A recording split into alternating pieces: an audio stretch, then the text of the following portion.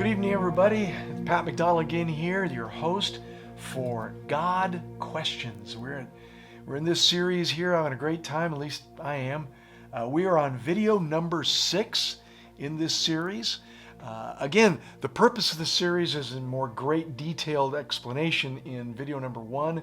So if this is your first night in this particular class, please don't hesitate to go back to video number 1 and watch it and get a fuller sense of our purpose and goal for this class. But in short, it's the fact that God asks people questions. He asks us in the Bible, he asks hundreds of questions, and his purpose is not to be informed. His purpose is to try to get us to be better informed in his will for us and his purpose for our lives, in our lives, to our lives, and even more importantly, through our lives out to the world around us. So let's jump into God's questions. Tonight we are still in the New Testament. The first 3 or 4 of the videos were in the Old Testament, but here we are, video 6, and we're talking questions from Jesus. So we are in chapter 6, verse 61, and similar right next to it is verses 66 and 67. And the questions are, verse 61, Jesus was aware that his disciples were complaining. So he said to them, "Does this offend you?" Jesus' question, does this offend you? Then only 5 scriptures later, verse 66 and 67, at this point, quote, "At this point, many of his disciples turned and deserted him." Verse 67, then Jesus turned to the 12 and he asked them, "Are you going to leave?" The New King James Version says, "Do you also want to go away?" So let's dive into this series of questions here. A little background here. You know, I don't think Jesus was asking in order to find out. Jesus knew exactly whether his words were offending. He knew exactly who was going to leave him, and he knew exactly who was going to continue with him. So then why would Jesus ask these questions? What was Jesus trying to accomplish? What was he trying to do in stirring the hearts of his disciples and those following him with these very pointed questions? Do you think that the disciples woke up that morning and were wondering whether they were going to be offended by Jesus or whether they would continue with him? I don't think so.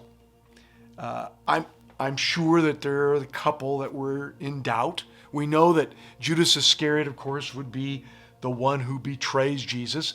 But this is in chapter 6. This is the very beginning of Jesus' earthly ministry. So not even sure whether Judas was being in the state of doubt at this point. But probably most of his disciples, most of the 12 particularly, they were not at all waking up in the morning wondering whether they were going to quit Jesus today, or whether they were disturbed by what was happening with this Jesus ministry. At this point in Jesus' ministry, these guys were totally impressed by this amazing guy, Jesus. Just think about it here. Just go back briefly through the previous 5.5 chapters, starting with like chapter 2. Starts out with Jesus going to the wedding in Cana and turning water into wine. Whoa, we got to hang out with that guy more often, right? But I mean, that's the start. That was the beginning of his public ministry.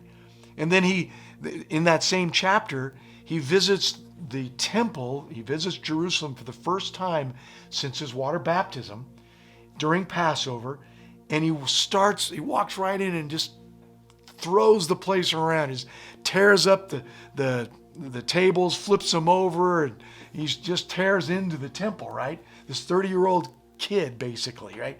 And then he takes on the Pharisees and the Sadducees and the lawyers. So this is an impressive guy, right? What amazing authority he is starting to walk in. In chapter 3, he is approached by one of the leaders of the nation, Nicodemus, not only a leader of the Pharisees, but a member of the Sanhedrin, one of literally the governmental ruling party. And Nicodemus shows up at Jesus' door and wants to talk with him. I mean, this is impressive stuff.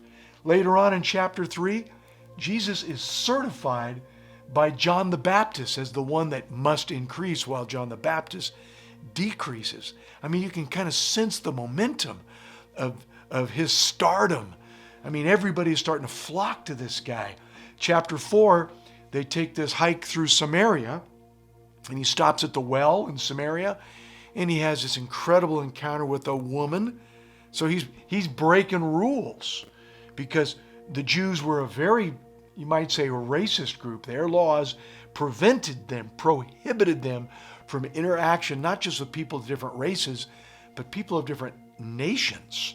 And so yet he's there in Samaria embracing them, and a woman. I mean, the laws of the Jews prohibited men from having anything to do in public with anybody who wasn't their wife, their sister, or their mother, or their daughter. So we see this incredible revival happening in Samaria.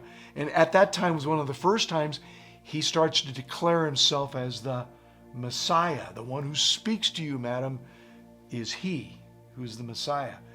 And then in the end of that chapter, he goes back home, or his home base of Capernaum, and he heals the official's son.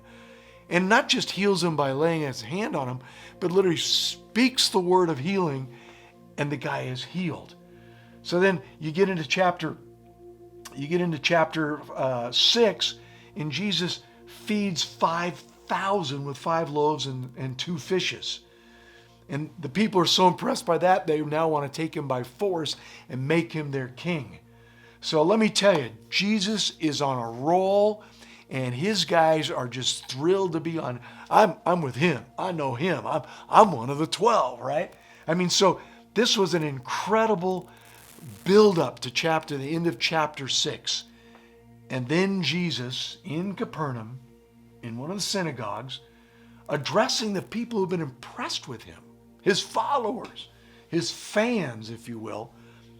Jesus starts this crazy dialogue about being the bread from heaven, the bread of God, and that if they want to be saved, people have got to eat his flesh and drink his blood.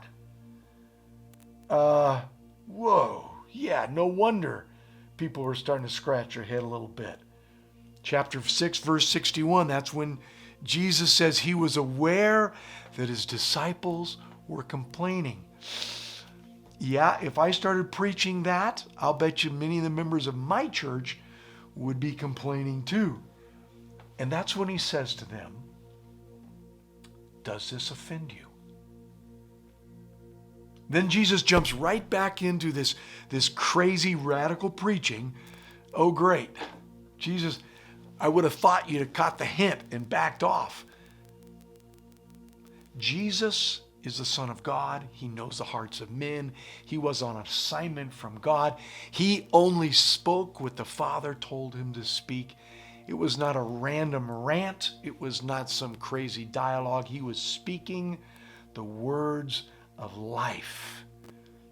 At this point, verse 66, Jesus says, at this point, many of his disciples turned away and deserted him. In verse 67, then Jesus turned to the 12 and asked, are you also going to leave? He wasn't trying to take roll call. He knew exactly who was going to leave and who was going to continue with him. King James says it, and the New King James says it, do you also want to go away? And Peter's answer was, of course, to whom shall we go? You alone have the words of life. And I'm wondering the tone of voice that Peter may have used on that. Was he in a dilemma, like, oh man, he's being really weird, but man, who else are we going to go to? Or was it like, who else should we go to, Lord? You alone have the words of life. I think it was more the dilemma. So my questions for us tonight. Does Jesus ever offend us? Do his words offend us? Do they rattle us? If so, what do we do when we're offended by Jesus and his words? What do we do when we're offended by his assignments to us? When he assigns us to something that doesn't fit our agenda, doesn't fit my personality style or my personality ranking, or it does not fit what I would like to do. What do we do when we're offended by the calling of Jesus or the counsel of Jesus? Challenging even more is that we don't have Jesus telling us directly. We have his apostles, his prophets, his pastors, his teachers, his evangelists. What do we do when we're offended by the agents of the Holy Spirit? Are we impressed by his miracles, his blessings, his benefits, etc., but offended by his challenges and his requirements? Are we offended by his dealings? What are some of these dealings in your life? What are the challenges?